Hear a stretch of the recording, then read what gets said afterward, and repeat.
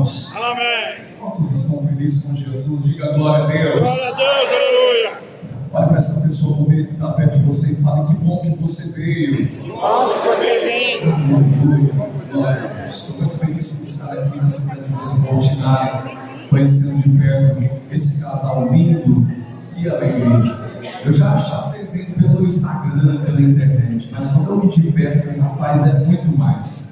Glória a Deus, que alegria, pastor. Muito obrigado pela oportunidade, pela honra.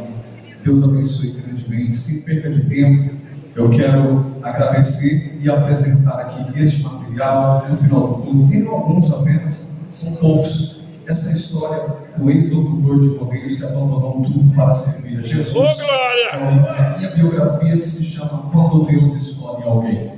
Um devocional um pouco familiar com o nome de 100 rodeios, papo reto com Deus todos os dias. São 365 mensagens, uma para cada dia do ano.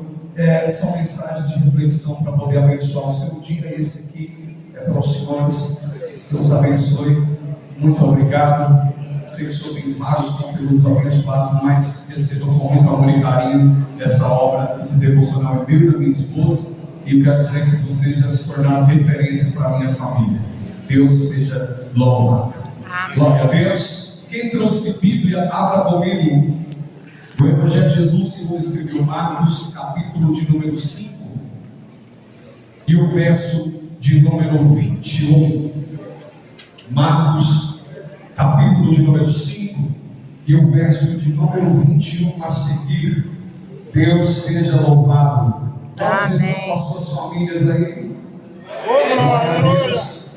Que maravilha ver as famílias na casa do Senhor. Na minha família só eu sou crente. Na família da minha esposa só ela é crente. Mas eu acredito que eu e a minha casa seremos ao Senhor. Aleluia. Quantos encontrou, diga amém. Amém. E passando Jesus outra vez num barco para o outro lado, ajuntou-se a ele uma grande multidão e ele estava junto do mar.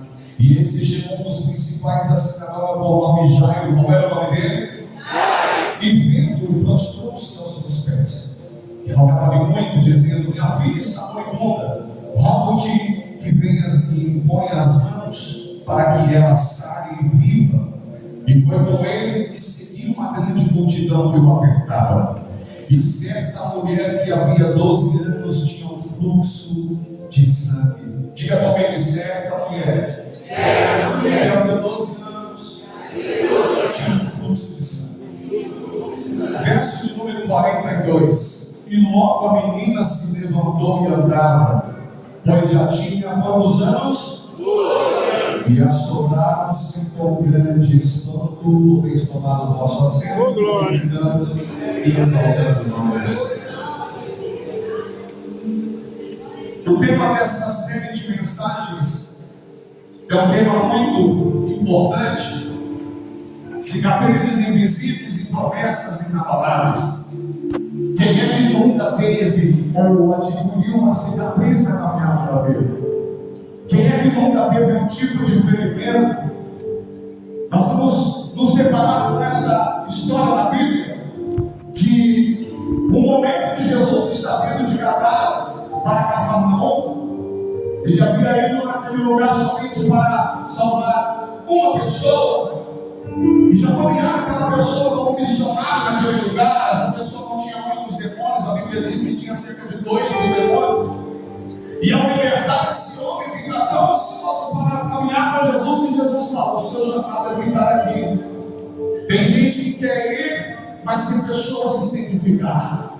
Tem pessoas que serão levadas, mas tem pessoas que fazerão a obra na localidade que ela está. Jesus cumpre a missão naquela localidade e ele vai para o outro lado. Primeiro, ao libertar esse homem em Gadara, ele está salvando uma família que sofria, uma esposa que chorava, esta casa que era atribulada por um homem que era endemoniado.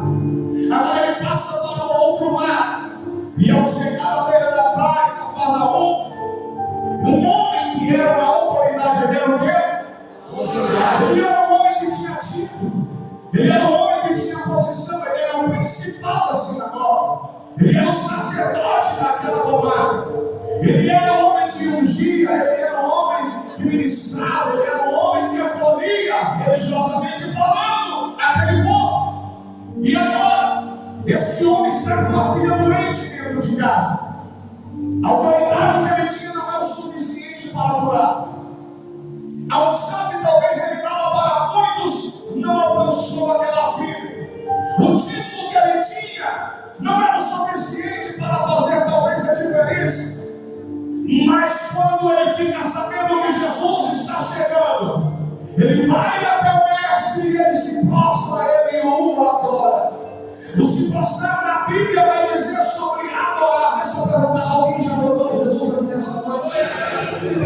Nós aprendemos com Jairo que mesmo sendo alguém que era o principal da sinagoga, e mesmo que seria alguém que tinha título no meio da sociedade, quando chegamos perto de Jesus, não é diploma que é maior do que o mestre.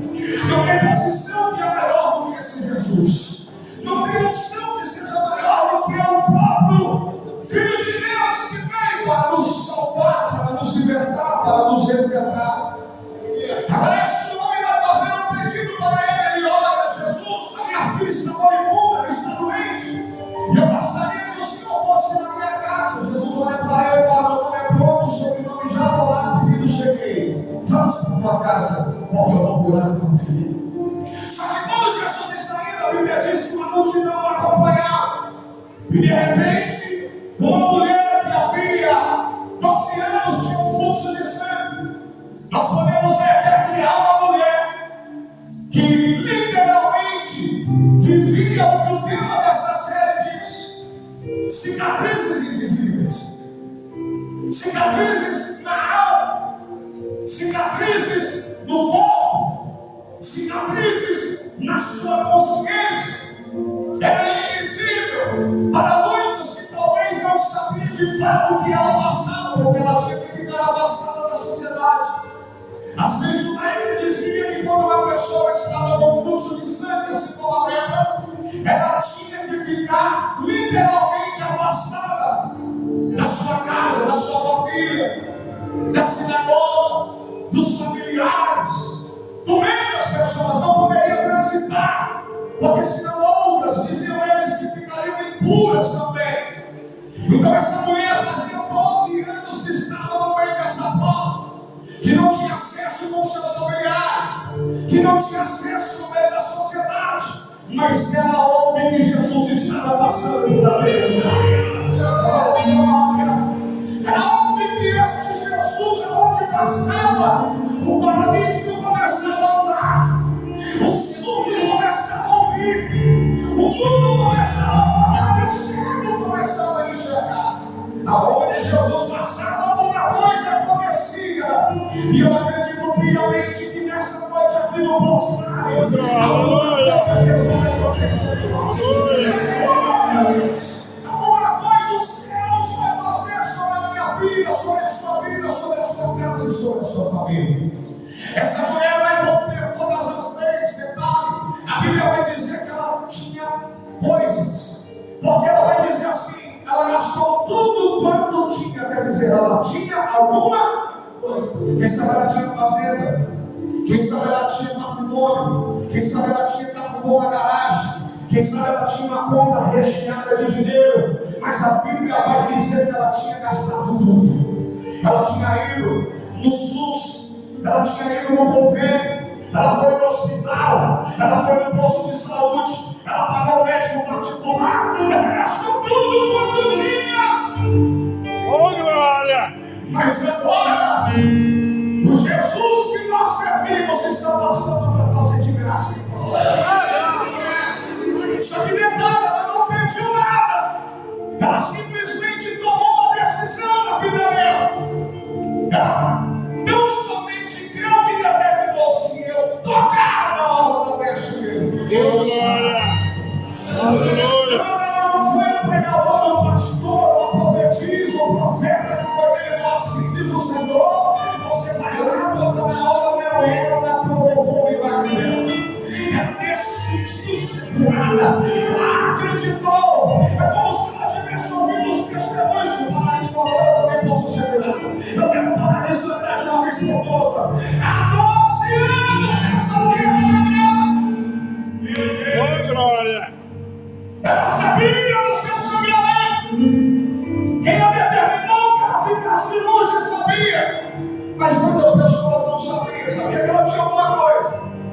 estava afastado. São cicatrizes invisíveis que talvez aqui dentro você também tem e ninguém consegue enxergar, porque só você e Deus conhece as suas marcas. As suas marcas interior, as suas marcas emocional, as suas marcas espirituais.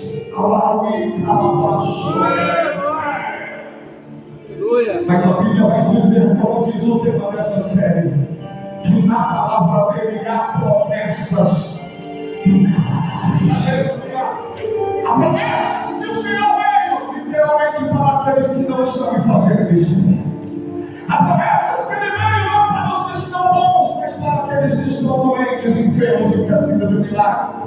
A promessa daqueles que parece que estão em último lugar aí na fila, mas ele fez uma promessa que os últimos seriam o primeiro. Eu não sei se você entende a matemática de Deus, as posições que ele pode te colocar, mas aqueles que talvez não se acham muito, é você que ele te escolheu. E é por isso que você está aqui nessa noite, com a tua família neste lugar, para receber a ele, para receber a promessa dele, a cura, o milagre, o poder, a graça de Deus na sua vida. Se você acredita nisso, levanta as suas mãos e glorifica o nome dele. Você conhece a história? Ela rompe a multidão e ela toca na aula da veste de Jesus, a ponto de a Bíblia dizer que dele saiu poder. Na hora que sai poder dele, ele logo pede para todo mundo parar. Parou! Quem me tocou? Ela ficou em silêncio. Quem sabe ela estava indo embora do culto? Quem sabe ela já estava indo embora daquele lugar? E não deixou nenhum testemunho, pastor Radaz. E nem testemunhou falando do que Jesus tinha feito na história dela, pastor Júnior. Oh, glória! O Pedro, que era o sanguíneo dos discípulos, aquele obreiro um pouquinho teimoso, veio assinar nas suas discussões e tomar a frente para falar logo como o sanguíneo gosta de falar e falou assim: mestre, o senhor está perguntando quem tomou essa multidão te aperta? Eu vejo Jesus olhando para Pedro e dizendo assim: eu não estou perguntando quem me aperta, eu estou perguntando quem me toca. Oh, glória! Porque quem me aperta às vezes não tem um comportamento de verdadeiro crente, mas quem me toca tem propósito. Eu tenho propósito na vida, saiu só de mim, sem poder de mim. Eu não sei se você já tomou na hora de Jesus nessa noite, mas se você vai com o propósito de Deus, chama no milagre, ele vai derramar poder na sua vida.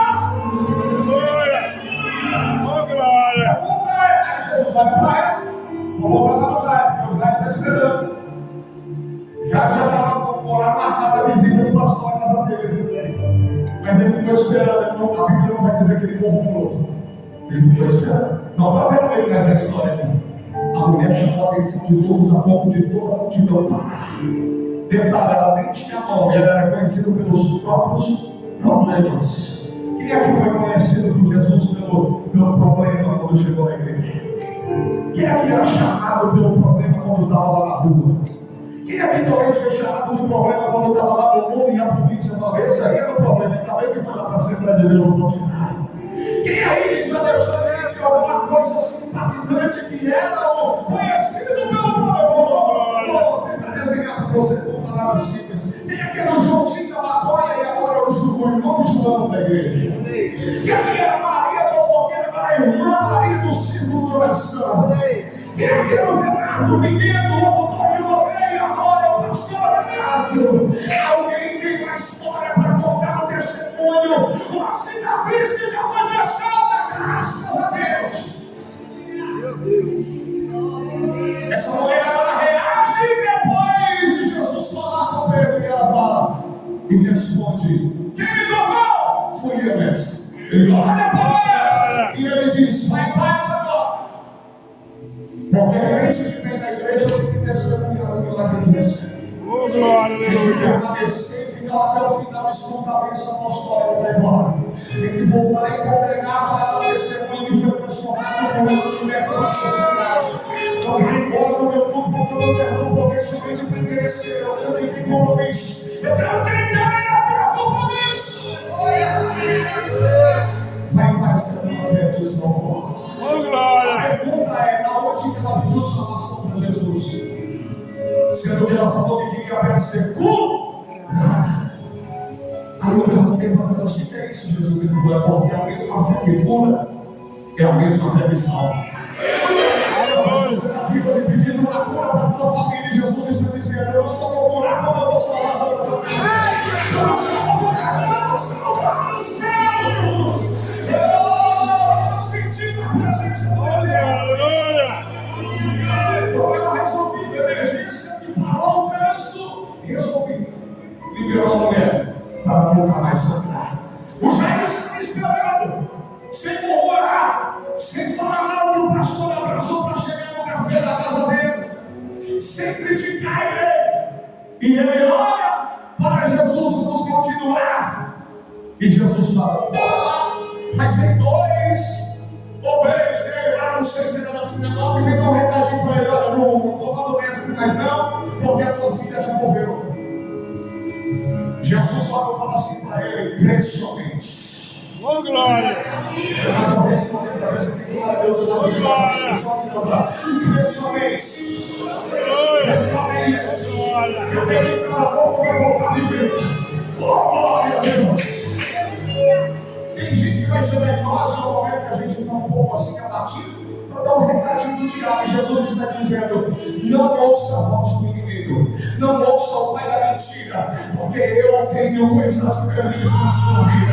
Se eu prometi que eu vou salvar aqui, eu vou aqui, eu vou curar, que eu vou ressuscitar. Ponto final. Deus não é homem para que me come, filho do homem para que salve. Deus não é igual. O homem é falho. O homem às vezes não consegue cumprir. E quando fala, talvez não receba tudo que Deus promete. Ele vai cumprir na minha e na sua vida. Acreditando no seu Deus. No seu inimigo querendo pagar Deus. Deus vai cumprir a promessa. Só que antes de chegar na casa, Jesus vai separar o seu corpo de obreiros. E ele vai escolher somente 3.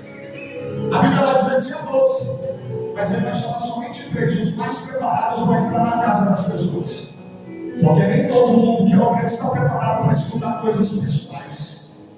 Aí ele vai deixar o Pedro, o Tiago e o João e vai chamar eles. Chega lá na casa, ele coloca todo mundo para correr daquele lugar, porque tinha gente lá na casa já para o culto fúnebre, já tinha gente naquele lugar.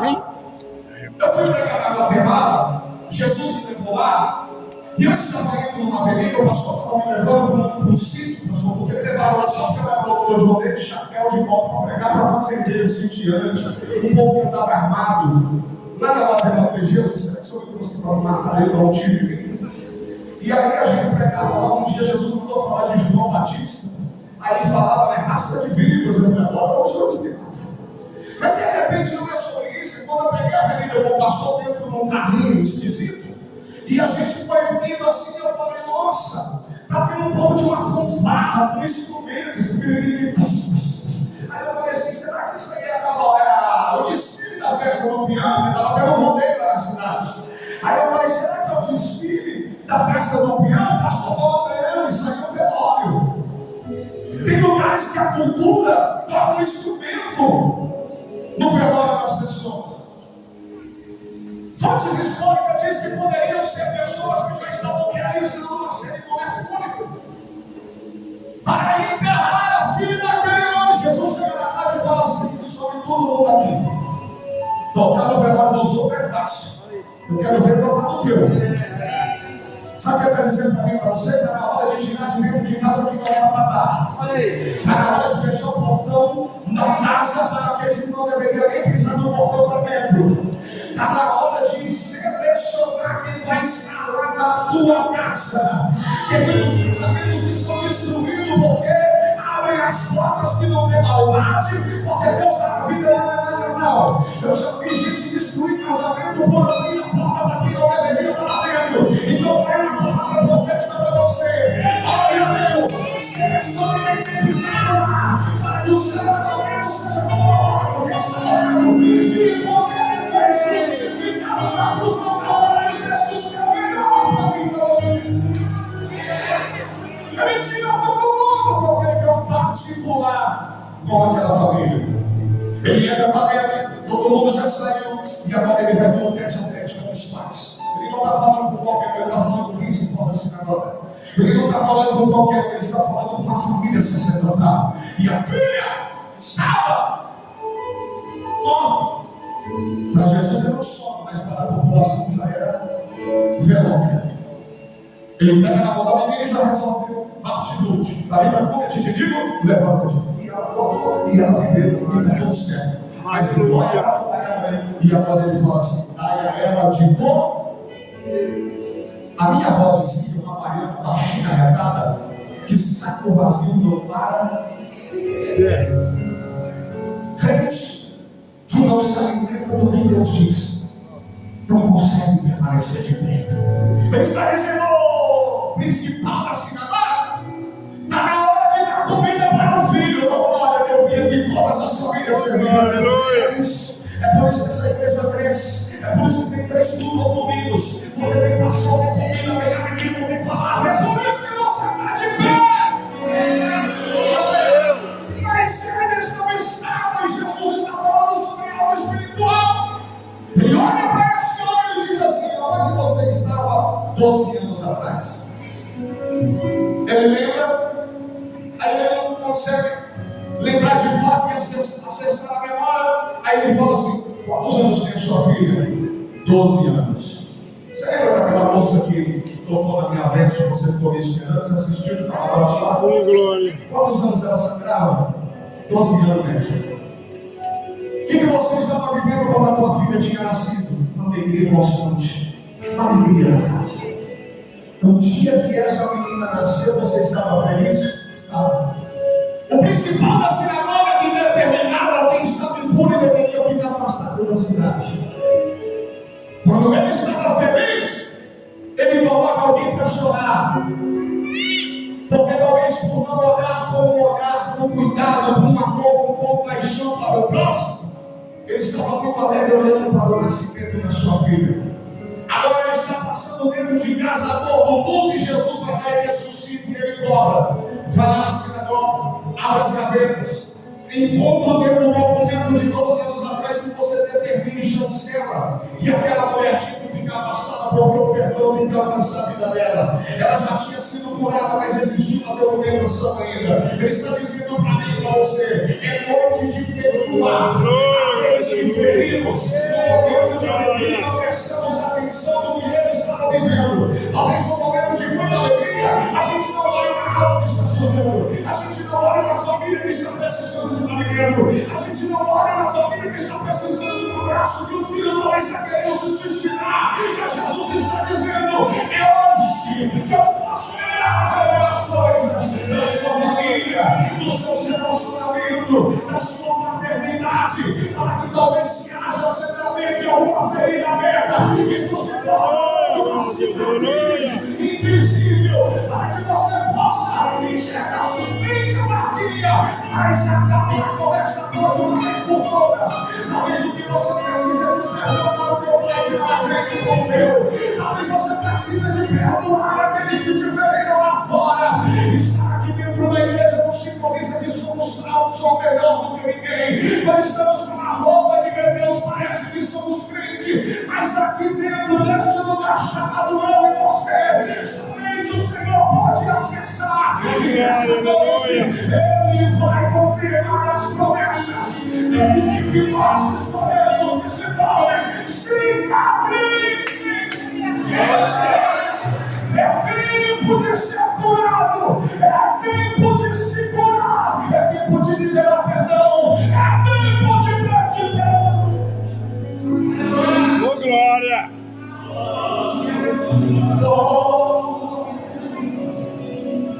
Esse que vos fala era o autor de Festa do Peão. Ganhei o microfone de 1,99 da minha mãe no ano de 95, quando eu tinha 5 anos de idade. Comecei a brincar de narrar rodeio na minha casa, lá numa cidade pequenininha, perto de Araçatuba, chamada Clementina. Eu cresci brincando de narrar rodeio, brincando os locutores da Festa do Peão daquela cidade. Aos 11 anos, em 2001, mudei para a Potirendaba, região de São José do Rio Preto, terra dos meus pais. E ali tinha alguns amigos que eram envolvidos com o rodeio, e um primo que tinha uma boiada me levou em um sítio da boiada PQP, a Trem que Pula, era o nome daquela boiada, para narrar o rodeio rural. Era o sonho de tornar um locutor de rodeio. Com 15 anos, em 2005, eu fui narrar o rodeio rural. Quando de repente eu peguei e saí daquele lugar com 17 rodeios agendados, pastor. Olharam para mim e falaram: o menino tem talento, vamos levar ele nos rodeios da região. Só que ainda não tinha cachê, ainda não era um locutor de fato, era só iniciante. Então eu montava todas aquelas arquibancadas, camarote, estrutura metálica, carregava nesse ombro, para ganhar uma diária. Era R$30 a diária na época, e uma marmita para comer. Um lugar debaixo do camarote, daquelas tábuas para dormir, ou em cima de da carroceria de um caminhão. Quando de repente eu comecei a narrar esses rodeios, essas oportunidades, ganhando apenas essas coisas, comida e uma diária. De repente passou um ano eu narrando e tendo essa oportunidade.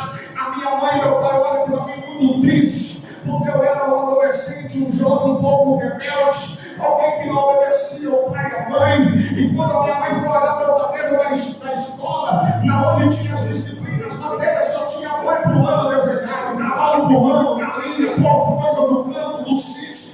Era matemática, tinha um negócio desenhado. Era português, outra coisa, não tinha nada a ver com o que era passado na escola. Tranquei a escola, parei de estudar, porque eu falei: vou ser locutor de rodeio. Passou um ano, eu fui atrás do campeão de Barretos do ano de 1994. Ele era da minha cidade. Na verdade, ele veio atrás e me perguntou, falou assim: você tem vontade de narrar Barretos? Eu falei: quando me convidar eu vou, meio ousadinho, né? E aí de repente ele falou: então eu estou te convidando, faz a sua mala, avisa tua mãe, amanhã eu passo na sua casa, eu vou te levar para Barretos, a maior festa de rodeio do mundo. Eu fui para narrar o rodeio juniores, até porque eu tinha apenas 16 anos de idade, pastor. Mas eu entrei dentro daquela arena e comecei a narrar numa tarde de segunda-feira, e o pessoal do rodeio lá da arena grande, daquele buracão, daquele estádio de rodeio gigante, falou assim: o menino tem talento, vamos levar ele para o rodeio profissional à noite, na maior arena de rodeio do mundo. Aí de repente, à noite, tomei banho, me vesti, coloquei a minha melhor roupa e entrei na arena do Barretão. A nova Barretão da noite para todo mundo poder gritar: galera aí! Pessoal dos camarotes, não tinha muita pessoa lá, era 35 mil pessoas na arquibancada, fomos camarotes lá em cima, e eu comecei a narrar, narrei Barretos, abrindo o poder na parada da mãe, eu tive uma para ele para fora de mar, aquela coisa toda. As portas se abriram porque Barretos e a vitrine dos rodeios. Comecei a viajar por todo esse Brasil afora.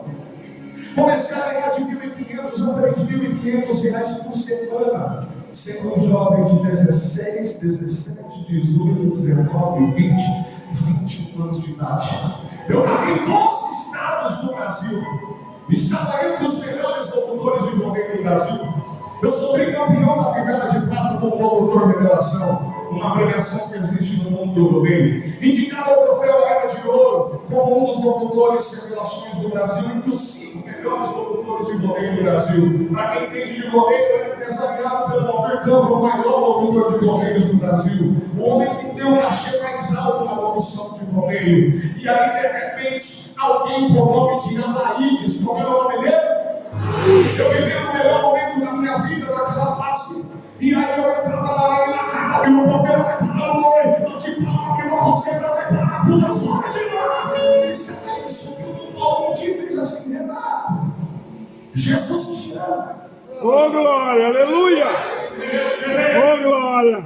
Aí era outro rodeio, abriu a porteira, vai para lá, o Alaíde, eu estava montaria dele, de outros e outros e outros que estavam até nos Estados Unidos, e acabou de ganhar o brasileiro mundial pela PBR agora que eu estava vendo. Os meus amigos estão hoje ganhando dólares, viajando para lá e para cá e ganhando dinheiro lá nas férias nos Estados Unidos. Só que o Alaídes olhou para mim e outro rodeio e falou assim: Jesus te ama. Ô glória! Um dia a gente estava em Jaguariúna, hospedado em um hotel, era uma etapa da PBR Professional Riders, a final em Paulínia. Eu era um dos locutores, eu ganhei os melhores campeonatos e os mais importantes. Equipe Cruzeiro, Top Team Cristal, Top Team Camp, PBR Professional Riders, Circuito Rancho Primavera, Circuito Barretos de Rodeio, Liga Nacional de Rodeio. Entre os melhores, o Alaíde passa no hotel, bate no meu ombro, o pastor João diz assim: não esqueça que Jesus te te amo. Ô, glória. Aí ele falou assim: vai cuidar da tua vida, porque eu não queria saber de Jesus. É muito chato ouvir de Jesus quando você não quer saber dele, não é verdade? Aí um dia lá ele chega em mim, na quarta-feira, e fala assim: a partir de hoje eu não sou mais espião de governo. Falei: como assim? Eu tomei a camisa, eu ia dar uma porrada nele, mas era bem dentro. E aí eu falei: nós não estamos tanto para chegar onde chegamos. Por que você está largando o governo? Porque quando eu fui lá na igreja, Assembleia de Deus dos Crentes. Ô, glória. E aí eu senti de parar, porque eu quero ser crente. Eu quero ser um Ô, cristão. glória. Ele falou para mim: hoje você não entende, mas amanhã você vai entender. Passou 3 meses, quantos meses? Estava eu um litro de cachaça, um pacote de cigarro, uma lata de tabaco de mascar, coisa de cowboy, um litro de cachaça e uma corda para pendurar na varanda da casa dos meus pais. Meu Deus. Por que, pregador? Porque quando eu estava dentro da arena narrando, o pessoal do lado de cá, segura! E eles respondiam: cristão, não é verdade? Ô, glória. Aquele negócio, aquela multidão. Quando eu estava dentro dos holofotes, nas câmeras, nas televisões, era tudo de maravilha, mas quando eu saía lá de dentro, entrava dentro do quarto do hotel que estava no escuro. Quando eu estava na casa dos meus pais, eu queria ficar trancado no quarto no escuro. Mesmo ganhando dinheiro, mesmo com fama no rodeio, mesmo entre os melhores, eu tinha um vazio dentro de mim, pastor Júnior, que tudo que eu bebia, os uísques, as cachaça, as baladas, as cantadas, tudo que eu comia no mundo melhor não preenchia esse vazio. Porque era um vazio na alma. Eu não sabia o que era, hoje é chamado de depressão, mas essa ciência ainda não estava na alma. E de repente, esse Alaídes, eu escuto na frente da minha casa, virar a esquina da rua da minha casa, uma bicicleta sem óleo na corrente. Era tudo que sobrou para lá e depois que eu governo. Uma bicicleta sem óleo na corrente. Porque todo mundo está sendo visto no processo. Ô, glória. Pode ser filho de rico, filho de pobre, pode ser intitulado, todo mundo passa pelo deserto. Ele pegou e falou assim: o Espírito Santo me acordou. Ô, glória. Ele acorda alguém aqui ainda também? Você chama isso de insônia na madrugada e vira do outro lado, babando e dorme de novo. Ele falou: o Espírito falou para mim: vai na casa do Renato, porque eu tenho uma obra na vida dele. Ô, glória. Aí ele para na frente da minha casa, eu começo a chorar, porque eu tinha falado aquilo para ele. Não dele para não cuidar da vida dele, na verdade, eu mandei a mãe dele para aquele lugar. Eu não devia ser melhor na minha casa. Mas de repente ele falou: pode chorar. Porque quando você terminar de chorar, eu vou falar para você de um homem que há 2000 anos atrás derramou sangue na cruz do Calvário, ressuscitou no terceiro dia. Você não vai morrer. Eita glória! Aleluia. E o Espírito Santo vai falar para mim aqui em cima desse altar: o que tem de gente que era para estar morto aqui. Ele te deu oportunidade de vida. Diga que está perto de você, celebra o Senhor. Porque o teu velório já vai ter acontecido com você. Hoje é só uma cicatriz invisível. Ele vai me ser amando na face. Talvez o teu filho não era nem para estar aí, né, irmão? Mas ele está aí. Vai andar até de Porsche. Ô, glória. Ele me levou para ele, colocou a mão na cabeça, foi orar, tá em sono profundo, me levaram para a cama. 3 horas da manhã ele foi embora. Que hora? 6 horas da manhã ele estava de volta lá em casa. Assim ele falou do pai comigo, o que você está fazendo aqui? Ele falou: vim te ensinar a orar. Ô, glória. Ele novo convertido, ele falou: ele quer ganhar a glória de Jesus, ele quer ajudar a sua igreja, ele quer fazer, ele quer ajudar, ele quer fazer algum trem. Então assim, igreja muito pequena, meu modo que é ser altar, só você entender. Lá no bairro no cheiro, o pastor Costa estava falando o nome do bairro. Você imagina o cheiro do bairro. É uma cidade pequenininha. Levou nós lá, bem famoso, só para falar aqui na simplicidade que opera. Ô, glória. Aí o Alaíde falou comigo, começou a chorar aquelas coisas bonitas. Eu fiquei de joelho pela primeira vez na minha vida, o meu joelho começou a latejar, doía muito. E eu fui levantando, na verdade, quando eu falei, reza aí, eu gosto de rezar deitado. Ele falou, não vou te ensinar a rezar, vou te ensinar a orar. Os crentes da minha igreja falaram, tem coragem de joelho, senão o céu nem mexe. Aí passou 15 minutos, meu joelho estava doendo, pastor, eu fui levantar, eu senti a mão dele no meu ombro, pá, meu joelho no chão. Eu falei, isso aqui não é isso. E era bom que ele não estava em dor, você imagina a função do braço dele. Ele disse que não estava com dor de 1000 quilos, não tomei nada. Aí você sabe o que é? É que os crentes da minha igrejinha falou que se passar de 20 minutos de oração, o céu nem mexe. Olha para essa pessoa de espaço aí e vê se ele está agora com 5 minutos aí de oração. Ô, glória! Acabou a oração, ele falou, vamos para a igreja. Vai ter consagração das irmãs do ciclo de oração. Aí eu falei, vamos, é para quem ia morrer, vamos embora. Chegou na igreja, tinha uma portinha no lado assim. E aí de repente eu vim na frente, quando eu pisei na porta, o Laís estava vindo no corredor atrás. E dentro da igreja tinha uma irmã que eu xingava na rua, porque eu não gostava de crente. Aí eu falei, vou. Aí eu apanhei, porque essa mulher deve ter estado brava comigo, mas o Laís estava no corredor para cercar. Eu falei, vou, a irmã abriu o braço e falou assim, irmã Renata. Eu falei, ela vai chamar o nome dele, porque eu xingo ela na rua. Ela falou, seja bem-vinda em nome de Jesus. Ô, glória! Aí eu falei, esse crente é doido. Você xinga eles, eles te abraçam. Esse povo não bate bem. Aí eu vamos orar. A irmã Valmir e a irmã Zefa me colocaram de joelho, o jovem no meio delas, respeitosamente falando. O Anaís ficou um pouco mais grave, elas começaram a orar. E a oração lá, eu tinha um problema na igreja que os vizinhos falavam muito de barulho. Aqui não tem isso, mas lá na cidade tem.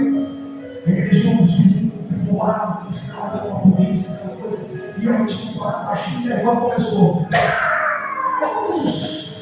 Elas tudo toque assim, sabe? E a outra era mais tímida. Jesus, eu falei, cara, para orar baixo. Eu tomei um susto com esses crentes. Quando você ri, né? Você não se coração, né? Quando de repente, eu comecei a sentir um arrepio, um negócio esquisito, e aquilo foi me fazendo bem, mas eu arrepiava inteiro. Eu perguntei o que está acontecendo comigo, olha para outra, colocou a mão na minha cabeça e disse: seja cheio do Espírito Santo. Ô, glória! Lembra do vazio que tinha dentro de mim? Nunca mais. Glória a Deus, aleluia! Lembra da vontade de morrer? Nunca mais. Porque Deus, quando Ele preenche o nosso vazio, a morte, aonde a vida chega, ela tem uma bem retirada. Aonde Jesus chega para fazer a obra, a obra é por completo, as feridas são curadas. Somente fica a lembrança daquilo que se foi. Na igreja, posso colocar de pé? Eu já vou para o final, porque o tempo já foi. Observe. Terminou a oração, eu fiquei bom. Fui para casa. À noite, no Anaídes, eu comecei a me vestir para ir no clube. E até o clube de cultura lá. Falei, já estou bom, vou lá no clube ver as menininhas. Quando eu estou saindo na rua, quem vem na rua? O Anaídes. E o novo convertido é o bem, ele grita de longe. Pastor Senhor! Ele é um paraíso. Aí eu falei, você pode firmar o passo, chegar para parar de tentar, daí um pouco descobre que eu sou crente. Porque eu tinha vergonha. Aí ele falou, onde você vai? Eu falei, onde eu ia, né? Estragou o rolê.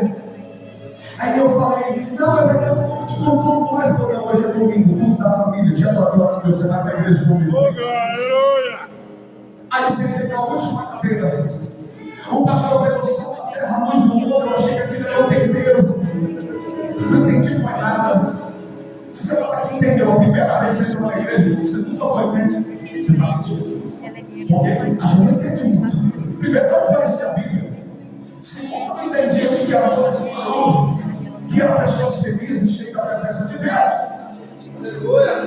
Aí, no final, o pastor falou: essa noite que alguém tem que entregar sua vida para Jesus. Quando eu fui olhar meu braço, ele fez assim: aleluia!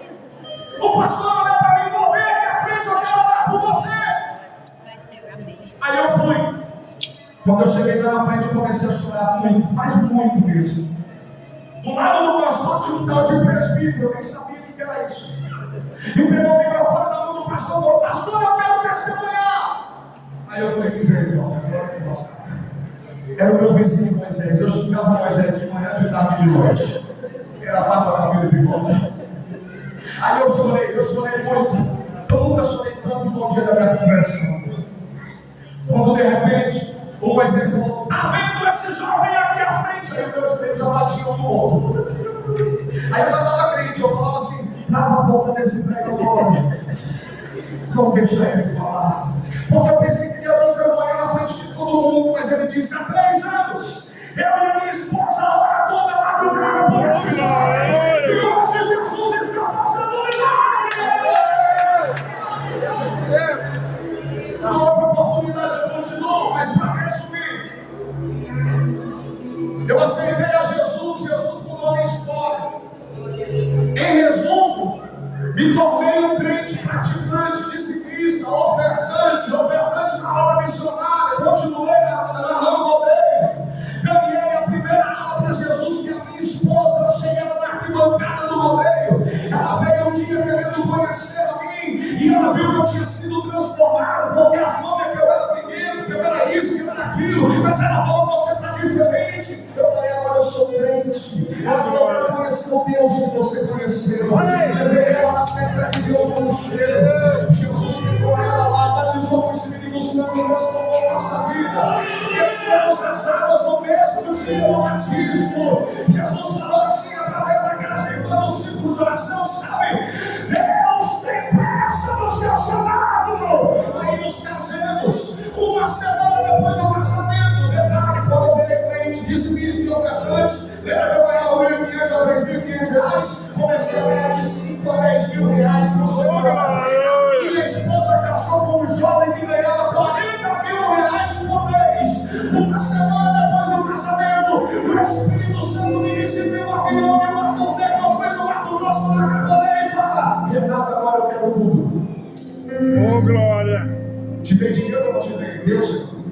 Te dei fama no meio dos melhores? Deu. Na roupa mesmo? Sim. O dinheiro compra a cama, mas não dá o sono para você dormir. O dinheiro compra o remédio, mas não te cura de verdade. O dinheiro coloca o seu nome nos outdoors, na televisão, nos cartazes, mas não coloca o seu nome no livro da vida. Aleluia. Eu não quero mais que você seja locutor de rodeio, mas eu te farei um pregador, locutor da minha palavra. Locutor da minha palavra. Saí do avião, olhei para minha esposa e liguei para ela e falei: amor, Deus falou assim comigo. Ela falou assim: nós cometemos maldade na riqueza, na pobreza, na saúde ou na doença, nem que se tivermos que repetir a mesma roupa pro resto da vida, mas de Jesus nós não nada. Pode vir a dificuldade que for, nós vamos ser fiéis até o fim. Cheguei na área de Louisiana, interior de São Paulo. Narrei o primeiro, o segundo, o terceiro, eu tinha um quarto. E no final eu começo a dizer: a partir de hoje eu não sou mais locutor de rodeio. Fiquem com Deus, fiquem com Jesus Cristo. Ame Deus e Jesus Cristo noite e dia, porque Deus e Jesus Cristo é ouro, e o resto é isso caminho. 5.000 pessoas aceitam Jesus com uma salva de palmas naquela manhã. No fundo dos prédios já tinha pessoa no meu carro pedindo oração. E hoje eu estou aqui em Franca para dizer a você que Jesus é bom e o diabo é bom.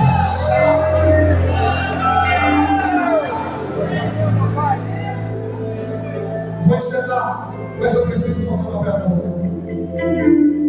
Se você entendeu que Jesus pode curar, transformar, batizar e levar para o céu, você aí com a sua família que nessa noite entende que não existe outro caminho senão Jesus. Jesus é o único caminho, o resto é beco sem saída. Eu convido você a entregar sua vida para Jesus, alguém no nosso meio. Quem quer entregar sua vida para Jesus a partir de hoje, sai do seu lugar e venha correndo aqui para frente. O pastor Júlio vai orar por você.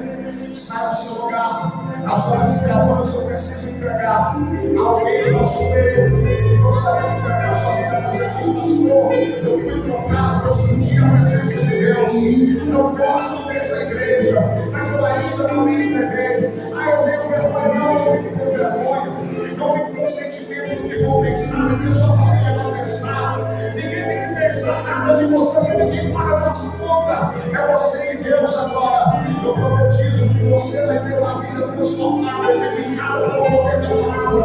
você deve ver o melhor de Deus nessa terra. Alguém em nosso meio, sai do seu lugar, qualquer me veio na frente, eu quero orar por você.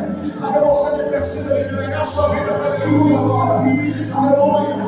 Louvado seja o nome do Senhor. Me ajuda a pregar, evangelizar, levar a vida do meu lado. É Jesus. Levanta aí, alguém está do teu lado. É Jesus. Eu te acompanho lá na frente. Vem aqui, eu vou só vou orar por você. É de graça, não paga nada, irmão. Jesus quer mudar a tua história, curar as suas feridas. Na passagem da mulher do fluxo de sangue existem duas igrejas. Quantas igrejas? Uma que sonha e a outra que dorme. Qual somos nós aqui nessa noite? Se você está dormindo, Jesus quer despertar o teu sono. Jesus quer despertar os seus sonhos. Jesus quer despertar os seus projetos. Deixa eu falar para você. Não espere a primeira pessoa vir para você vir depois. Seja você a primeira pessoa que Ele vai transformar. Seja você a primeira pessoa. Sai do seu lugar e venha, eu quero orar para você. Em nome de Jesus.